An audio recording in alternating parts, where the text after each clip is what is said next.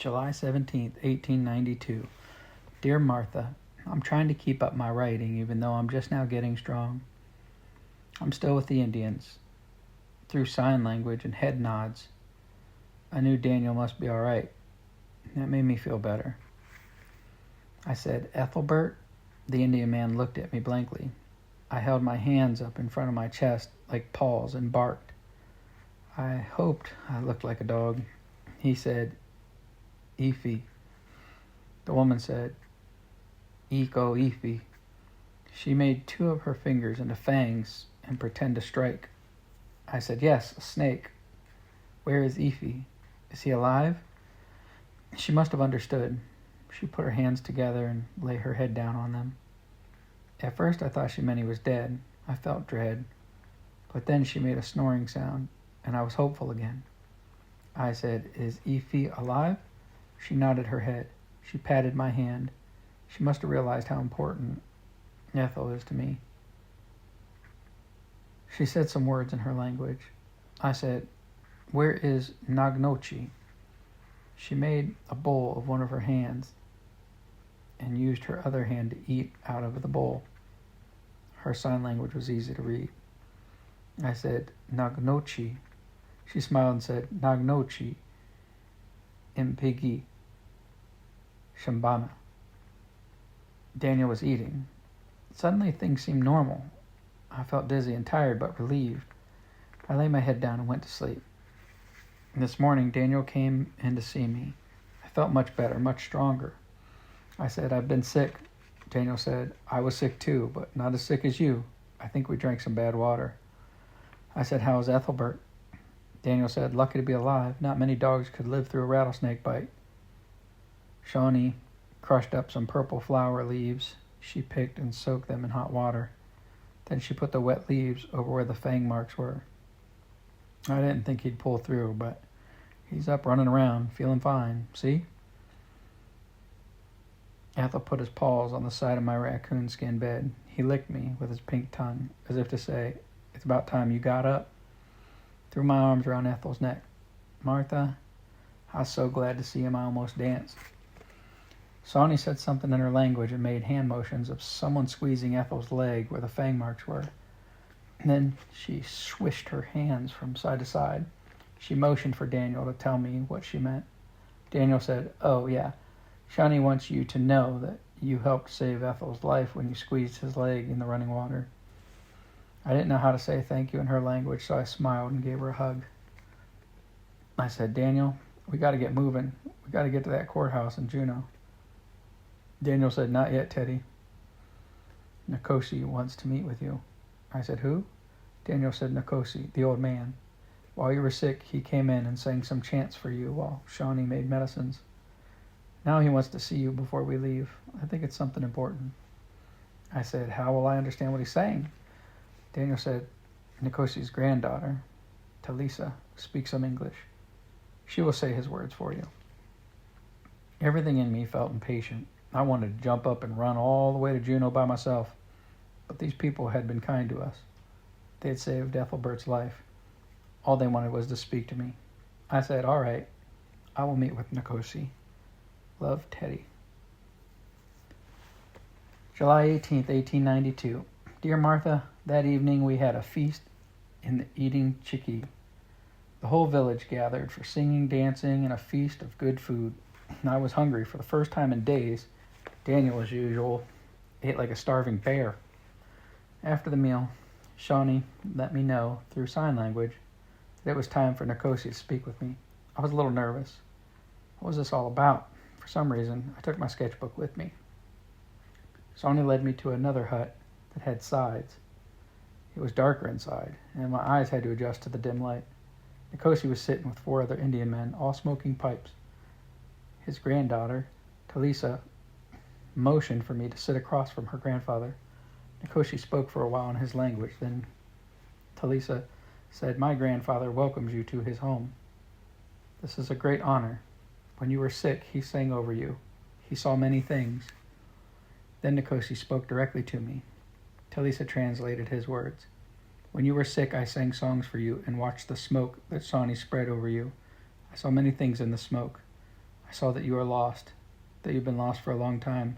I saw a long journey and a grave along the way. I saw that you will still have trouble before you find what you are seeking.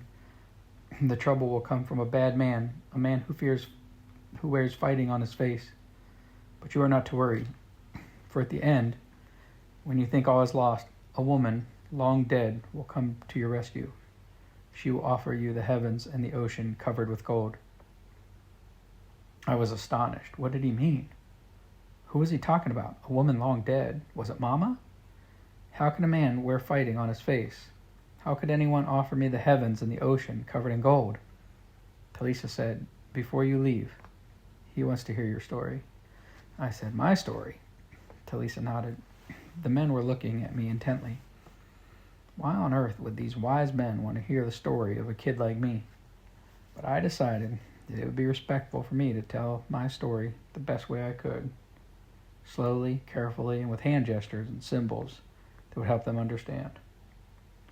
When I used the drawings in my sketchbook to show things I had seen on the journey, the 5 men leaned in to get a closer look. Told about the trip by wagon, yellow fever, getting lost from Mama and Pap, and being on my own. Talisa translated my words.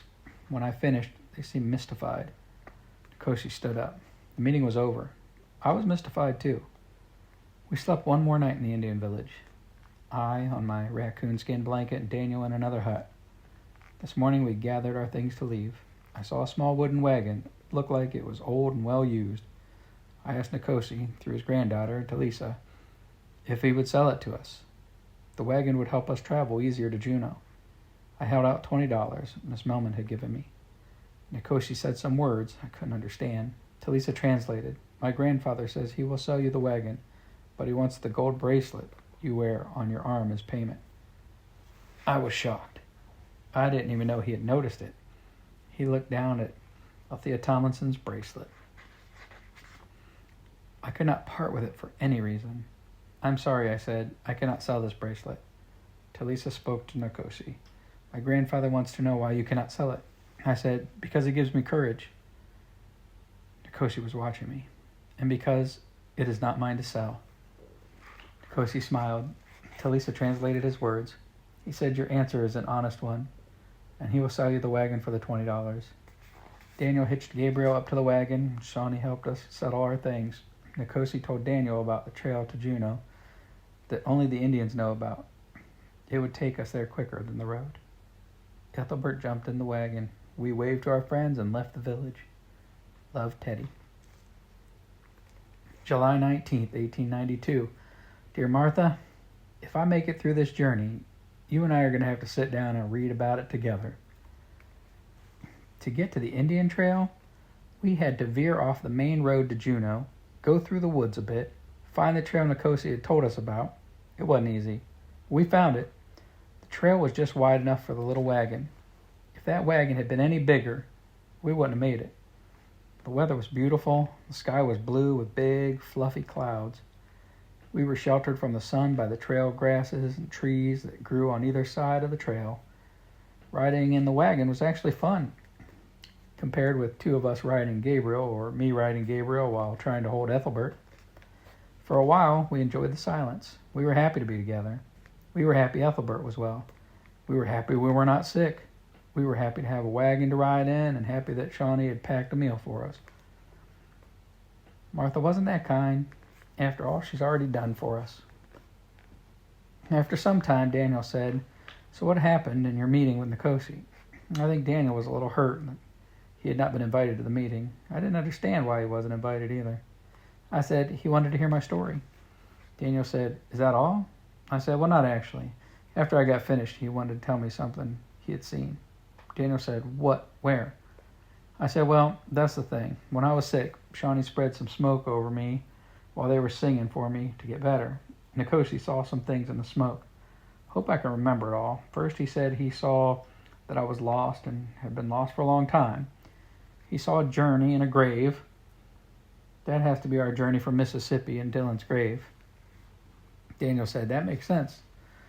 I said, then, he said, I'd still have trouble before I find what I'm seeking. The trouble would come from a bad man, a man who wears fighting on his face. Daniel said, Jimbo dud. Jimbo has a scar on his face. I said, how did he get that scar? Daniel said he got in a fight with Billy Bob Gates, and Billy Bob cut him with a Bowie knife. I said, did you tell Nikosi about Jimbo? About him stealing the land deed? Daniel said, no, I never mentioned Jimbo. I said, it's amazing then, how he knew about a bad man and that his face is marked by fighting. Daniel said, did he say anything else? And I said, one more thing, and I can't figure it out. He said that at the end, when I think all is lost, a woman long dead will come to my rescue. She will offer the heavens and the oceans covered in gold. Daniel said, that's just plain weird. A woman long dead, the oceans covered in gold?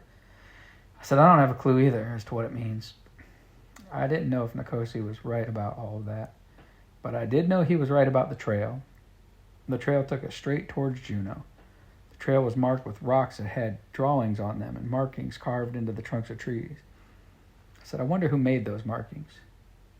Daniel said, Nikosi said for many years, even in his father's time, the Indians have had to run from soldiers and men who took their lands. The soldiers wanted them to leave the state and go to the Indian land in Oklahoma.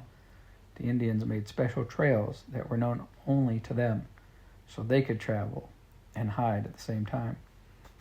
I was grateful Nikosi had shown us the secret trail. He trusted us. Now I will trust him.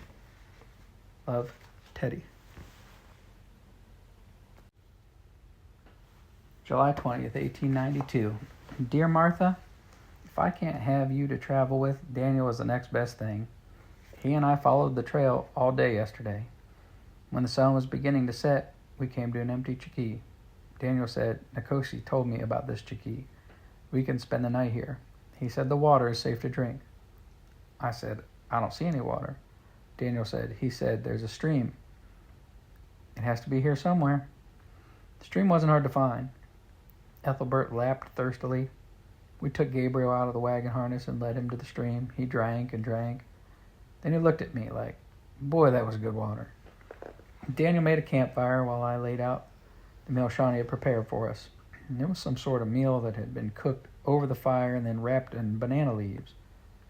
She sent 2 coconut halves, 2 roasted sweet potatoes, and 2 pounded corn cakes. We shared our meal with Ethel and staked Gabriel out in a patch of grass. Martha, do you remember that I used to be a picky eater? Well, not anymore. Daniel said, tomorrow we'll be in Juneau, Teddy. I said, that's right.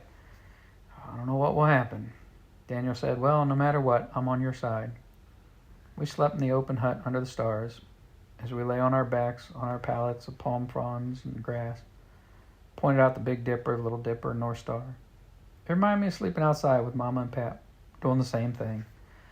Thinking about them made me wonder, are they alive? Are they together? Have they been looking for me? Do they even know I'm alive? Could they be somewhere right this minute looking at the North Star, remembering the night our family slept under the stars so long ago? I thought of Daniel all alone. At least I have family that loves me. At least I have parents who take care of me and make sure I get schooling and plenty of food and a safe home to live in.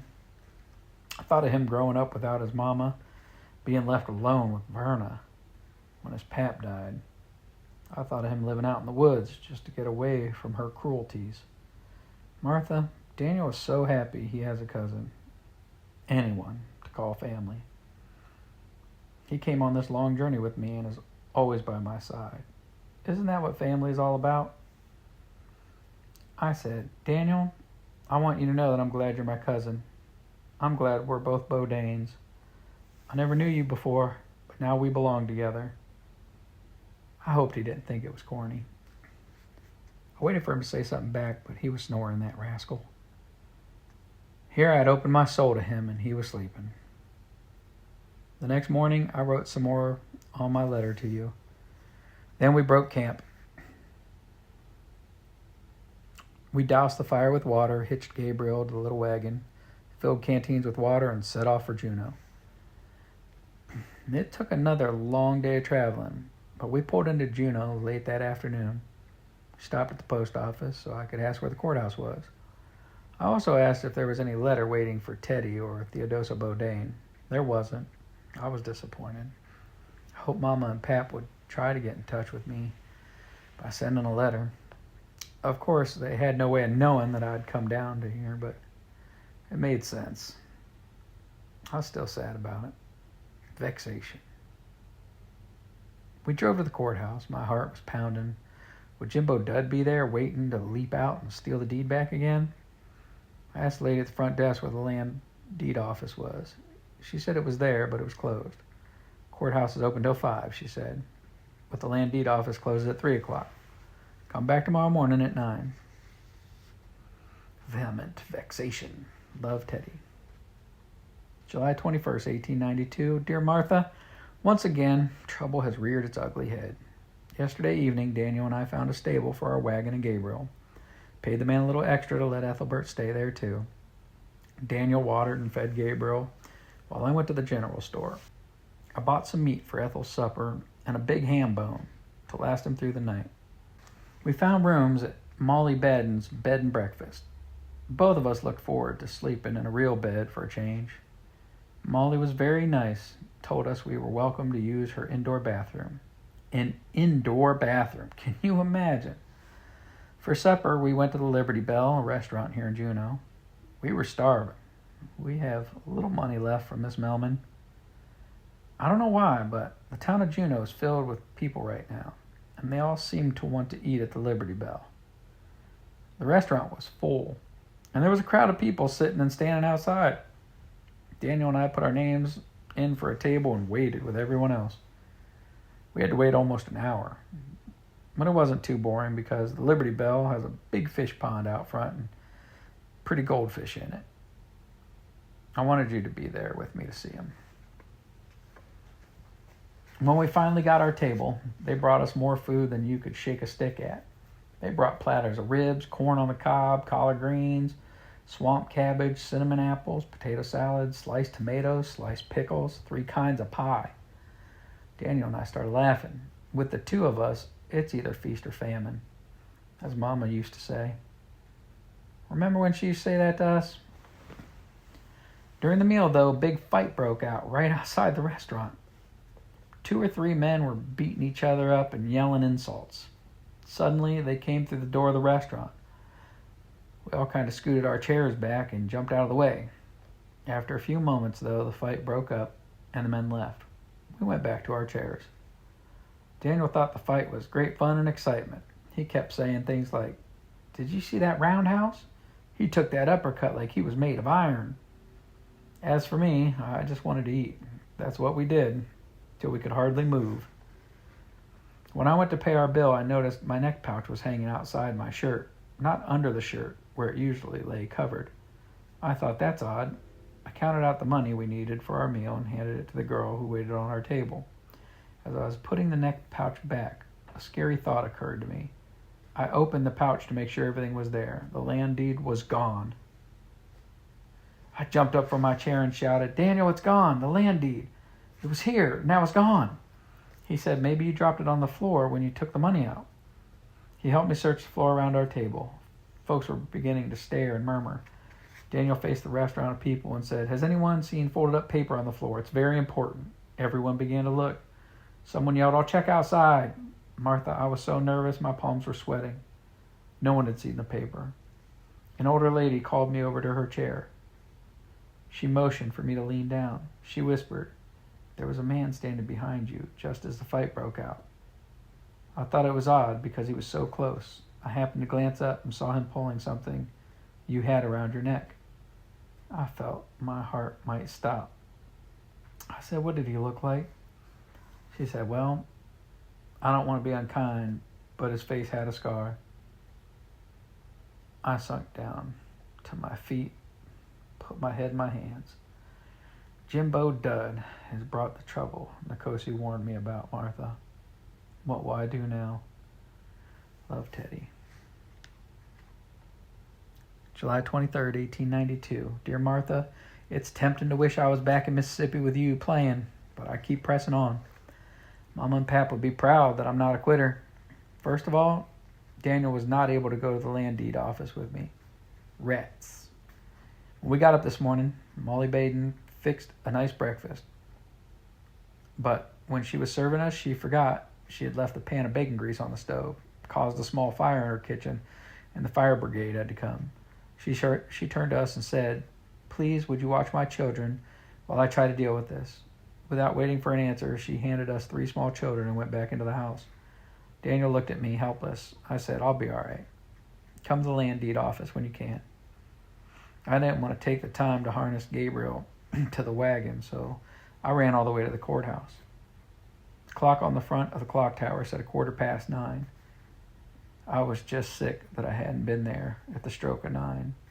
I went into the courthouse, and the same woman who had helped me the day before was there. She said, "The land deed office is open, down the hall, to the left." That walk to the land deed office was like walking through quicksand. I opened the door and went in. Just as I feared, there stood Jimbo Dud. He was being helped by the clerk behind the counter. The clerk had spread out an enormous map and was going over it with Jimbo. He said, "This would be your 40 acres right here. See? Your land borders this spring. That'll be vital for irrigation." Jimbo said, "Where do I sign?" He still had not seen me. The clerk said, "You must be in a hurry." "Well, Mr. Bodain, I'll get the papers in order and we can..." The way Jimbo was standing, it was hard for the man to see me. I shouted to get his attention. "Stop! It's a lie! That man is not Mr. Bodain." Jimbo turned around in surprise. Then he spoke in a harsh voice. "You better get out of here. I warned you about not causing any trouble." Martha, he was so scary, I nearly backed down. I had to summon all my courage. I looked him right in his face and said in a loud voice, "And I warned you that you can't steal what my pap has worked hard for." I spoke to the man behind the counter. "Mister, you'd be making a big mistake if you turn our land over to this man. He's a liar and a thief. My pap is Dalton Bodain. This man stole his land deed." I was shaken by the time I finished talking. The clerk behind the counter said, "Come forward. I want to see who is talking." As I tried to get around Jimbo, he hissed, "You're making a big mistake." I walked to the counter. I said, "My name is Theodisa Bodain. I came from Mississippi in a covered wagon with my parents, Grace and Dalton Bodain. My little brother Dylan died in yellow fever epidemic up near Gainesville. I was separated from my parents. I've been keeping this land deed for my pap. This man, Jimbo Dud, from a canopy, stole it because he wants the land for himself."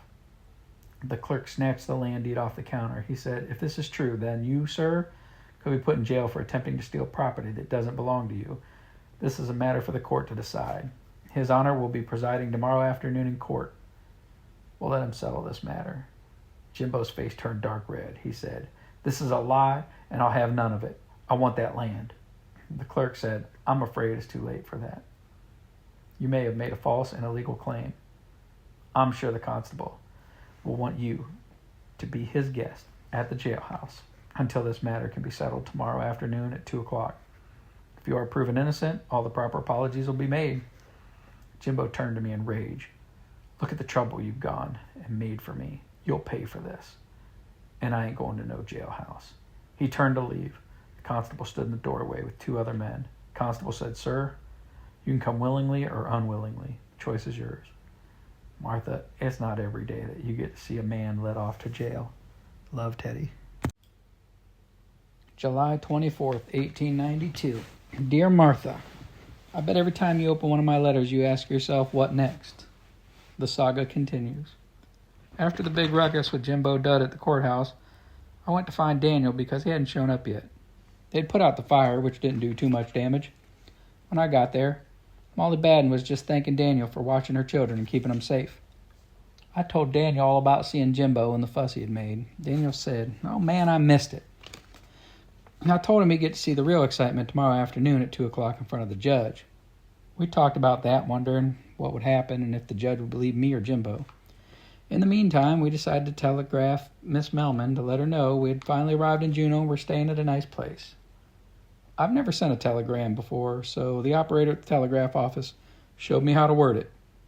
You pay by the word, so you have to keep your message short.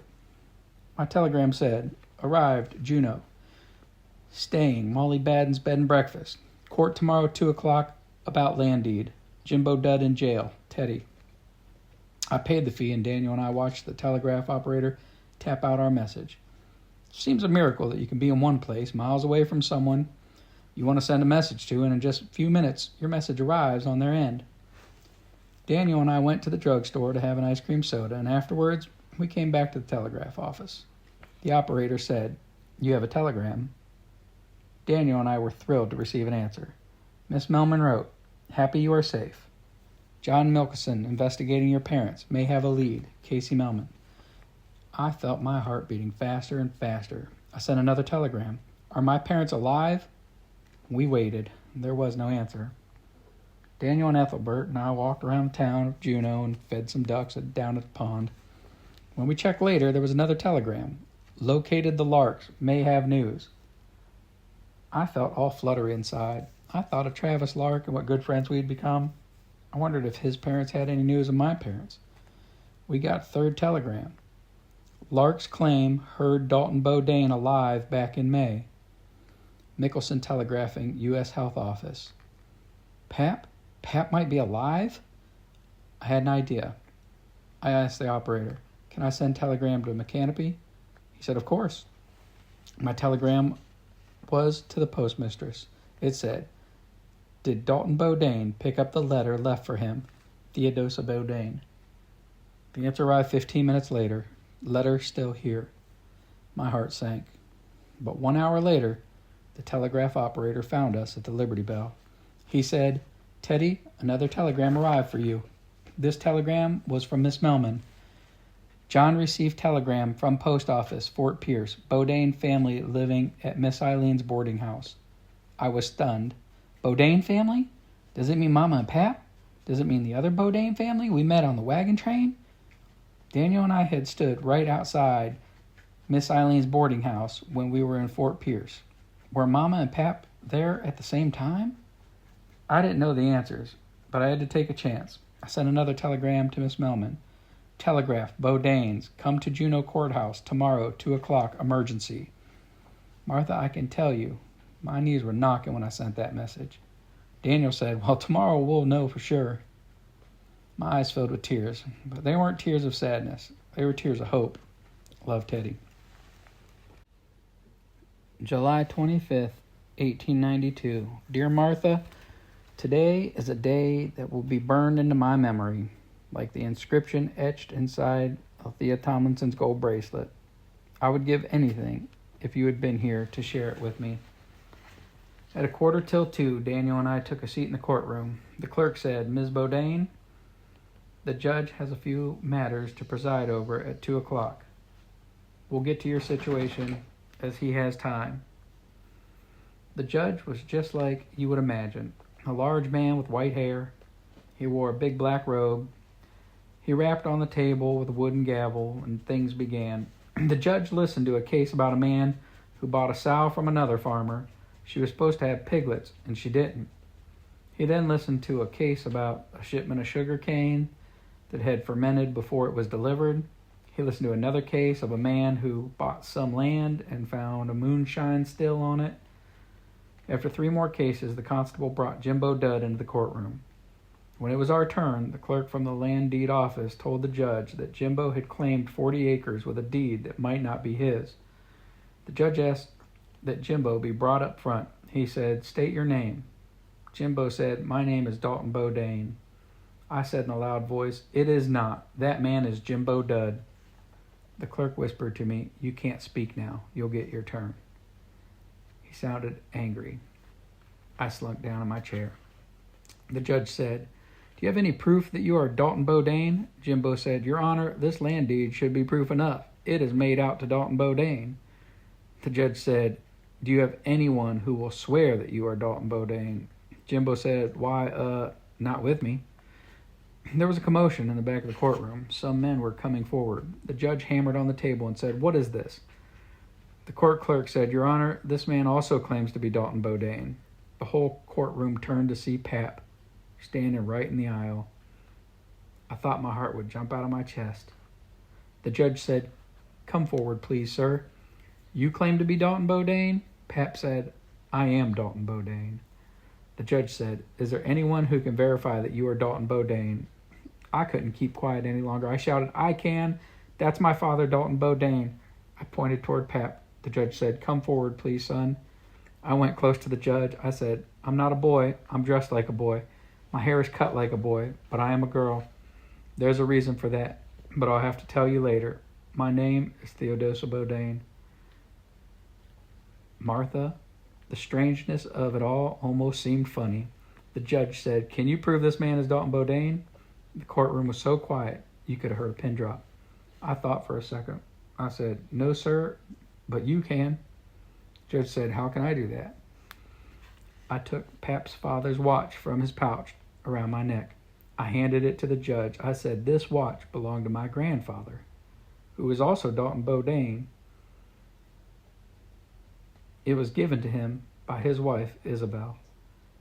Jimbo practically screamed, "That's my watch. She stole it from me. Give it here." I'll have to continue this tomorrow. There's just too much to tell for now, and my hand is killing me. Love, Teddy.